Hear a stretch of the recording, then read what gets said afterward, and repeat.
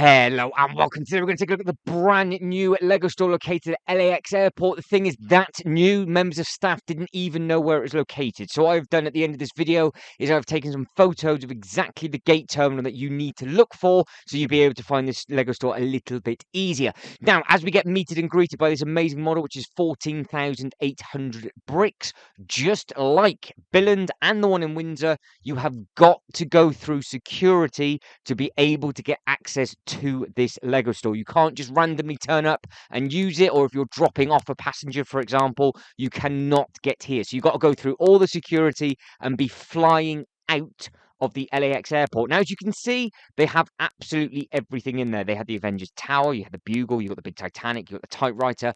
All those different bits and pieces is what we're going to be having a look at now. Now, there is one huge difference between this Lego store and the other airport shops. The one in Billund, you break a certain threshold and then you receive 20% discount. The discount is already applied at the one at Stansted because of the duty free. Every single set that we are looking at currently is the exact same price as it is on the USA Lego website, and there is no discount given. There is also no giveaway purchases given, and if the box is too big, there is a big possibility that you have to pay extra to get it on the plane. That is exactly what the member of staff told me. I don't understand it myself, but when I was walking around the airport, they had pockets of duty free. So I'm assuming all of the other shops that are located within the airport, you basically pay full price for. But the rest of the stuff was just designer stuff, which I never bothered looking in. So going by the other Lego airport bits and pieces, this is a massive disappointment for me personally, because I was going to bring back the Avengers Tower, but having to pay all the extra to get it on the plane defeats the object of them selling the bigger boxes, especially when you've just got to pay the same price as what you would do on the American site, because obviously the locals would just order it through the Lego website, get free delivery, and then it would just turn up for when they arrive. So I'm not too sure if that is going to be a thing that is in permanently, but like I said, it is a brand new store. I don't get it, but at the same time, there's obviously an easy explanation why. So if you are a local or you have been through the LAX airport, fill everybody else in the comment section below. And obviously, if you're watching this in the future and things have changed and you have managed to get a big set on the plane, you didn't have to pay anything, then please let everybody else know in the comments below, because this was an 11-hour flight for me, and obviously it was 10 or 11-hour flight on the way back. So I'm not exactly going to be just randomly passing through LAX, whereas Billund, for example, is a super short flight for me, so I can go there all the time and easily find out all the updates. Now, on a positive, as you can see, they have absolutely everything you could wish for a Lego store. They've got all the big sets, the smaller sets. Harry Potter is stacked with everything and everything you can imagine. And again, with all these larger boxes, I would have thought that it wouldn't have been that difficult to get it on the plane, because don't forget, you don't have your big suitcase with you, and none of this is going to fit as hand luggage. So he did say speak to your airline, because he was slightly unsure, but he thought that you would have to pay extra to get it on the plane, but he didn't quite know how much it would be. So that's why I got a little bit confused and a little bit lost, because I'm just assuming you'd have to pay for a full bag again for it to go on, and I don't think they are the cheapest things to suddenly add on when you get up to the gate. So hopefully that is not the case, and you can just get it on with normal hand luggage. It doesn't make a difference with regards to the size of the box, because like they do in Billund, it just goes in the hold and then you just collect it with your larger suitcases. But at the same time, I don't know if any of these boxes have the shipper boxes, because they didn't have any on the shop floor like they do in Billund. So there's huge differences from the exact same sort of thing. You would have thought it would have been exactly the same, but it is completely different. So that's why I enjoy going all around the world and exploring these different bits and pieces. Now, finally, as one of the flights got called, these people suddenly walked past the shop, didn't even realize it was there, and then floods of people started to come in. So I had the whole thing to myself for ages, and then I walked around it again by myself after those people had moved on, because like I said, it is a brand new store. I think it's only been open a couple of weeks from the time of this being filmed, so I'm looking forward to seeing future videos from other people of how this expands.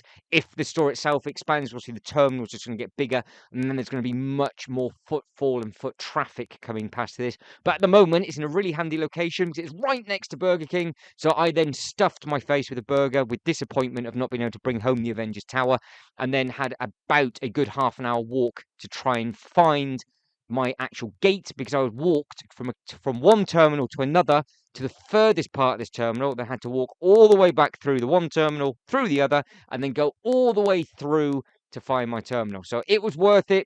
So the video itself is 7 minutes long, and I reckon I spent a good hour there and back. So not that good for productivity, but then at the same time, it's always nice to see. Now, you can see all the other things it's also nice to see. You've got the big Hulk bust on the right, the big Black Panther bust on the left. Then you've got the Marvel Quinjet, which is in big sale currently. That also comes with very, very good minifigures. So if you aren't going to get one of the Avengers sets and you cannot get the tower for whatever reason, cost or room, that set comes with some fantastic figures, just like the Loki that is included within the Avengers Tower. Then you've got the Batman on the left, and then you have also got the Goat Boat, I do believe, on the right-hand side.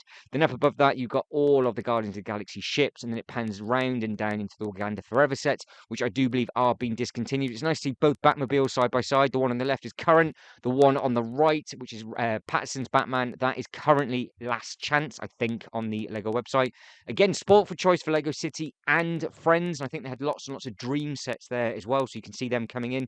They are the last of the LEGO City space, because obviously the new space sets have just been announced for 2024. So that's going to be very, very interesting to see how cheap the current LEGO space sets get, because some of those sets are quite large and do have a good brick count. You can see you've got the recycling lorry, you've got the good LEGO City garage. They had the emergency response set just there, loads and loads of stunts to pick from. And as it pans around, you've got all of these LEGO City sets, and it goes into all of the Duplo bits and pieces as well. So I am very, very lucky and happy that I was able to walk from one terminal to another easy enough. You just have to go up a huge escalator, back down another escalator, walk over like a big sky bridge just to get into the next one. So you need to give yourself a lot of time if you are not flying out of this terminal. So just bear that in mind. Give yourself enough time. Get there a little bit earlier if you want to visit this store. So start checking exactly where you're flying from with regards to what terminal that you're at. But you will see in a second what gate number that you need to be going from. But this is just a bit of fancy panning with regards to those two bits and pieces. So you had the nice model, and at least you can see exactly what the shop looks like from the front. Now, what is about to come is the map. So you can see gate 100 to 225. As you come through security, you've just got to turn left, and you're looking for the Tom Bradley International Terminal, Terminal B. Now you can see the long path that goes into the bit where it's Terminal B in the brackets. That is what you are looking for, and it is under this number, 201 to 225. Everything else that was on that map is the other terminal. I actually missed this and walked all the way down to the other end thinking it was down at that end, and it's not. You've got to go through that walkway, is a long walkway, and then you go to the brand new section within that bit. So hopefully that makes it a little bit easier. Look for that path, get yourself down there to Terminal B, Tom Bradley International Terminal, and that is the add-on for the terminal. So that is why there's not that many people there, because everybody else congregates in the middle bit, because there are tons and tons of shops. But guys, that is it. I am done. So if you can like this video and subscribe to the channel, that'd be absolutely fantastic. Again, feedback below with regards to if you bought any sets from that Lego shop. Super, super glad I managed to see it. But as always, thank you very much for watching. You know, take care, and I'll see you in the next one. Ta-da.